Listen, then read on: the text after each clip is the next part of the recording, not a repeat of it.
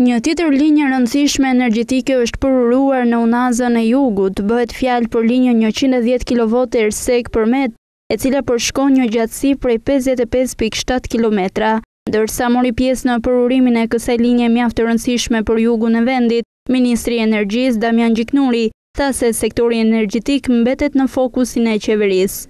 Në vitin vijim, qeveria shqiptare ka vënë qëllim vetes që sektori i energjisë të marrë investime të mëdha, pasi kemi vënë re që ka qenë një sektor i neglizhuar, shpesh herë me dështime, qoftë me privatizim dështuar, qoftë me probleme themelore për sa i përket pagesave dhe likuiditetin në sektor, gjë që ka sjell një situatë jo të mirë të trashëguar.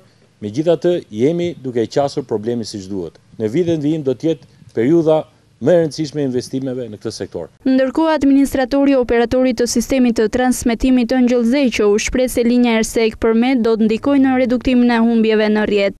Kjo linjë gjithashtu do të jep një impakt shumë të rëndësishëm në reduktimin e humbjeve, dhe cila ka të bëjë me fizibilitetin e këtij projekti, pasi do të them që deri në zonën e përmetit ne vim me një linjë shumë të gjatë 110 dhe të amortizuar, si nga pjesa me Malijet, ashtu edhe nga pjesa e Gjirëkastrës.